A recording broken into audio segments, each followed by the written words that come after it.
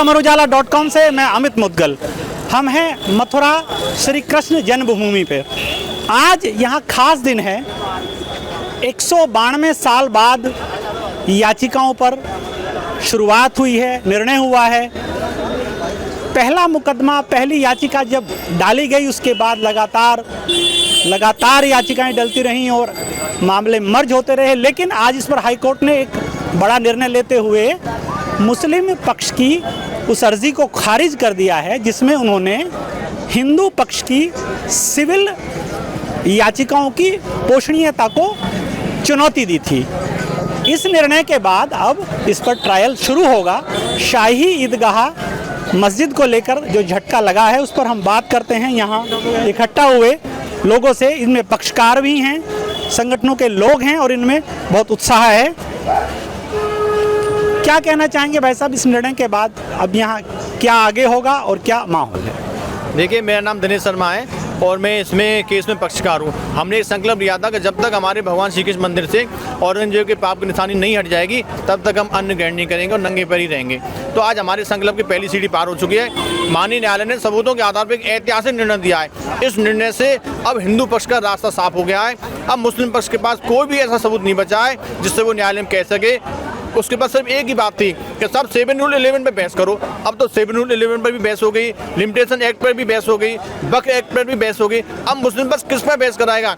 इसलिए अब सभी सनातन हिंदू आज बहुत खुश हैं। सभी ने रंग लगाकर, मिठाई खिलाकर अपनी खुशी का इजहार किया है। आज हम बहुत खुश हैं। अभी इसमें क्या और कानूनी अड़चनें होंगी और किस तरह, चूंकि दूसरा पक्ष कह रहा है कि वो सुप्रीम कोर्ट में इसके खिलाफ जाएंगे, तो इसमें आपकी क्या तैयारी रहेगी और इसमें आपकी पैरवी कितनी मजबूत है? देखिए, सुप्रीम कोर्ट में हम इस आदेश को रखेंगे और माननीय न्यायालय सुप्रीम कोर्ट ने यही कहा था। पिछली बार भी जब सर्वे के ऑर्डर पर स्टे किया था तो उन्होंने ये कहा था पहले 7 रूल 11 पर बहस पूरी हो जाए, उसके बाद में हम स्टे पर विचार करेंगे। तो अब 7 रूल 11 पर बहस हो गई और मुस्लिम पक्ष की याचिका खारिज हो गई। तो अब सुप्रीम कोर्ट को भी, माननीय न्यायालय को भी इस निर्णय करने में आसानी होगी, क्योंकि मुस्लिम पक्ष के पास ऐसा कोई भी अड़ंगा नहीं बचा जिसको वो न्यायालय में पेश कर सके। मुस्लिम पक्ष का क्या दावा यहाँ था जिसको डिनाई किया गया है? मुस्लिम पक्ष ने ये कहा था कि कांग्रेस सरकार ने 1991 में जो बरसिम एक्ट बनाया है, पूजा उपासना नियम, उसके आधार पर यह मुकदमा चलने योग्य नहीं है। अब माननीय न्यायालय ने काशी के मुकदमे को आधार बनाते हुए मथुरा में भी निर्णय दे दिया। तो अब मुस्लिम पक्ष सुप्रीम कोर्ट जाएगा तो वहाँ क्या कहेगा? उसके पास तो बिजली का बिल भी नहीं है जिससे वो कह सके अल्लाह करे। हमारे पास जितने भी साक्ष्य थे सब हमने न्यायालय में जमा कर दिए और न्यायालय ने सबूतों के आधार पर ऐतिहासिक निर्णय दे दिया है। लड़ाई अब साक्ष्यों पर होगी। आपको बता दें कि इस मामले की पैरवी वादी खुद भगवान श्री कृष्ण हैं। वादकारियों ने इसमें भगवान श्री कृष्ण को वादी बनाया है। अब अगली चुनौतियां हैं, अगली लड़ाई हैं, सबके अपने अपने पक्ष हैं। हम बात करते हैं किस तरह का भाव है और किस तरह का माहौल है, आगे की क्या तैयारियां हैं? जी मैडम। बस मैं यही करना चाहूँगी कि कौन कहता है भगवान आते नहीं, कृष्ण जन्मभूमि संघर्ष न्यास की तरह हम बुलाते नहीं। राधे राधे। कौन कहता है भगवान आते नहीं, ये भाव हैं। बात करते हैं श्री कृष्ण जन्मभूमि पक्ष से, इस मामले के पक्षकार और एडवोकेट महेंद्र प्रताप जी से। महेंद्र जी, ये क्या कानूनी इसमें निर्णय आज आया है और इसका लब्बल-लुआब क्या है, उस पर जरा आसान भाषा में बताइए। देखिए, बड़ा अभूतपूर्व फैसला आज का और माननीय न्यायालय के इस फैसले का हम लोग स्वागत करते हैं। इसका असली मामला ये है कि एक केस 23 दिसंबर 2020 को सबसे पहला केस हमारे द्वारा दाखिल किया गया था सिविल जज मथुरा के यहाँ, और सभी केसों को ट्रांसफ़र करके उच्च न्यायालय भेज दिया गया और उच्च न्यायालय इलाहाबाद ने एक अभूतपूर्व फैसला आज पारित किया है जिसमें कि शाहिद का पक्ष के लोग और सुन्नी वक्फ के लोगों का कहना था कि ये केस नहीं चलने चाहिए। प्लेसेस ऑफ बर्ड्स एक्ट 1991 यानी उपासना अधिनियम 1991 के अनुसार ये केस नहीं चलने चाहिए, क्योंकि 15 अगस्त 1947 की स्थिति रहनी चाहिए। तो इसी को लेकर के उन्होंने एक एप्लीकेशन लगाई थी न्यायालय में, एक प्रार्थना पत्र दिया था CPC का, 7 रूल 11 का उसे एप्लीकेशन कहते हैं, और उसमें यह कहना था कि ये केसों को यहीं इसी स्थिति में ख़त्म कर दिया जाए। लेकिन हमने शुरू से ही कहा कि यहाँ पर प्लेसेस ऑफ बर्ड्स एक्ट प्रभावी नहीं है। उसके जो अपवाद हैं, अपवाद के तौर पर हमने न्यायालय में विभिन्न तथ्यों को रखा, हमने न्यायालय में रेवेन्यू रिकॉर्ड को रखा, इतिहासकारों की पुस्तकों को रखा, और जो पीछे आप जन्मभूमि देख रहे हैं, जो असली जो ईदगाह है, ये 13.37 एकड़ ज़मीन है, इसमें से 2.5 एकड़ में ईदगाह बना हुआ है। वो असली भगवान कृष्ण का गर्भगृह है। हम उसे मस्जिद नहीं मानते, ईदगाह नहीं मानते, वो भगवान का असली गर्भगृह। हमारा मानना है कि वो हमको मिलना चाहिए क्योंकि भगवान वहाँ प्रकट हुए थे। तो 13.37 एकड़ की ज़मीन की लड़ाई हमारी चल रही है और आज न्यायालय ने जो पोषणता को लेकर के 7 रूल 11 की जो एप्लीकेशन थी मुस्लिम पक्ष की, उसे आज निरस्त कर दिया, खारिज कर दिया। और स्पष्ट रूप से अब ये हो गया कि अब जितने भी केस हैं, 18 केस थे, जिन सब केसों को क्लब कर दिया गया था, अब वो केस विधिवत रूप से न्यायालय में चलेंगे। उपासना के अधिकार से राम जन्मभूमि मंदिर मामले को अलग रखा गया था, एग्जाम किया गया था, वाद स्वरूप था। ये उससे किस तरह भिन्न है या एक रूप है? देखिए, उपासना अधिनियम 1991 में ये प्रोविजन रखा गया था कि जो भी धार्मिक स्थल है उसकी 15 अगस्त 1947 की स्थिति रहेगी, लेकिन इसकी धाराओं के हम सब सेक्शन देखेंगे तो स्मारक अधिनियम के अनुसार अगर कोई प्रॉपर्टी 100 साल से ज़्यादा पुरानी है तो वहाँ पर यह एक्ट प्रभावी नहीं माना जाएगा। और उच्च न्यायालय इलाहाबाद ने अभी काशी के मामले में स्पष्ट किया है कि प्रॉपर्टी का करेक्टर क्या है, रिलीजियस करेक्टर क्या है, तो धार्मिक चरित्र प्रॉपर्टी का या मंदिर का है जी। तीसरी बात है, अगर किसी प्रॉपर्टी पर लगातार केस चलेंगे तो वहाँ भी यह एक्ट प्रभावी नहीं माना जाएगा। तो इस प्रॉपर्टी पर 1832 से लेकर के और 2024 तक केस चल रहे हैं, तो लिहाजा ये श्री कृष्ण जन्मभूमि का मामला सेम नेचर का है, अयोध्या जैसा मामला है, ऐसा ही काशी का मामला था, ऐसा ही मथुरा का मामला है। तो यहाँ पर प्लेसेस ऑफ बर्थ एक्ट 1991 के कोई एक्ट प्रभावी नहीं माना जाएगा। इसी आधार पर न्यायालय ने आदेश पारित किया है और ये अभूतपूर्व आदेश है भारतीय इतिहास में और श्री कृष्ण जन्मभूमि के इतिहास में ये मील का पत्थर साबित होगा ये आदेश आज का, और इससे सब लोग बहुत प्रसन्न हैं। दूसरा पक्ष सुप्रीम कोर्ट में जाने की बात कर रहा है, क्या तैयारियां हैं और कैसी मजबूती उसमें रहेगी? देखिए, उनकी एक आदत है कि जब अयोध्या का मामला चल रहा था तो अयोध्या के मामले को खींचने में उन्होंने बड़ी ताकत लगाई। हमारे कितने पूर्वज इस आशा में चले गए कि हमारा मंदिर बनेगा, लेकिन मंदिर नहीं बन पाया।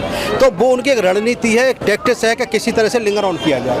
अब उनको वो सुप्रीम कोर्ट जाएंगे, 100% जाएंगे, लेकिन सुप्रीम कोर्ट हम कैबिनेट दाखिल कर रहे हैं और वहाँ उनको प्रॉपर जवाब देंगे, क्योंकि उनके पास कोई भी डॉक्यूमेंट नहीं है, कोई भी एविडेंस आज तक ना लोअर कोर्ट में दाखिल कर पाए, ना हाई कोर्ट में दाखिल कर पाए हैं और ना सुप्रीम कोर्ट में दाखिल कर पाएंगे। तो उनकी अगर रणनीति रही है कि किसी तरह से इन केसों को लंबा खींचे, हम लंबा खींचने की रणनीति के तहत ही वो जान करके सुप्रीम कोर्ट जाएंगे और लंबा खींचने के रणनीति के तहत ही वो चाहेंगे इस केस की सुनवाई ना हो। लेकिन अब समय आ गया है, दूध का दूध पानी का पानी सबके सामने होगा और सुप्रीम कोर्ट में उनको प्रॉपर जवाब देंगे और एविडेंस दाखिल। तो यहाँ भी लोग काफ़ी इकट्ठा हो गए और अब इस पर लगातार बात चल रही है।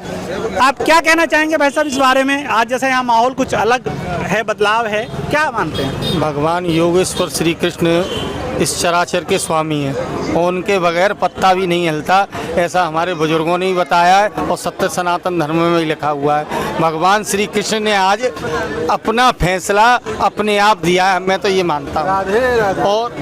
और निश्चित तौर पर आज हमने पहली सीढ़ी पार की है, तो अब मुझे लग रहा है कि इस सनातनी सरकार में ही 2027 तक हम भव्य मंदिर में गर्भगृह में दर्शन कर पाएंगे।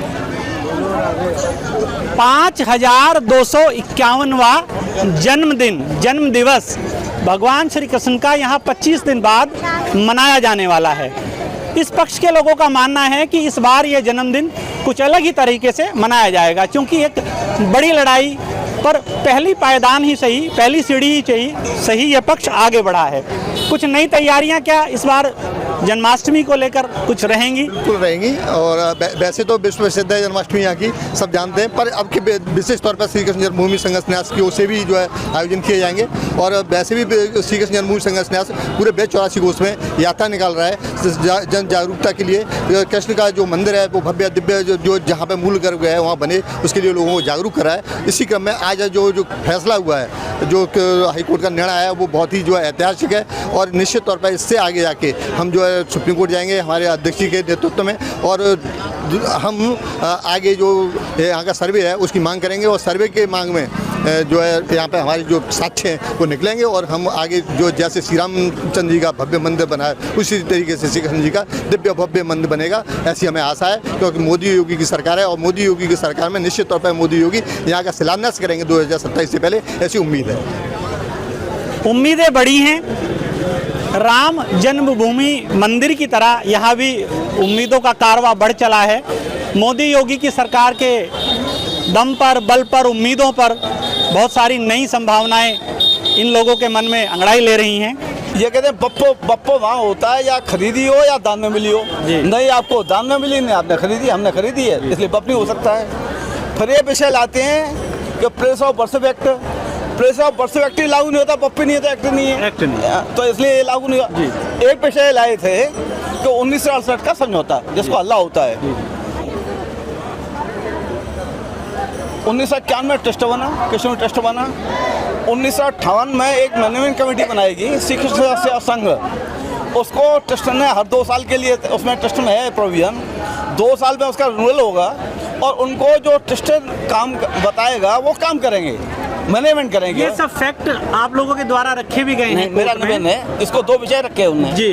तो 68 का समझौता जो कहते हैं, जिनने किया उनको कोई राइट नहीं था जी, जिनको राइट था उन्होंने उनको अप्रूव नहीं किया, उनको ऑथराइज नहीं किया। आज मैं ताजमहल का जो है एग्रीमेंट कर दूं, उसकी कोई वैल्यू नहीं है जी। तो जिसको वैल्यू नहीं है उसका ये भी नहीं है। ये तथ्य भी 2 तथ्य थे, दोनों तथ्य गलत थे। अब ये कहते हैं कि ये मंदिर नहीं तोड़ा, ये भी कहते हैं मंदिर नहीं तोड़ा। मुद्दों पर, दांव पेचों पर बातचीत जारी रखेंगे, सभी पक्षों से बात करते रहेंगे। आप जुड़े रहिए अमरउजाला.com से। अगर आप ये वीडियो YouTube पर देख रहे हैं तो हमारे चैनल को सब्सक्राइब करें और बेल आइकन को दबाना ना भूलें। अगर आप Facebook पर ये वीडियो देख रहे हैं तो हमारे पेज को लाइक करें।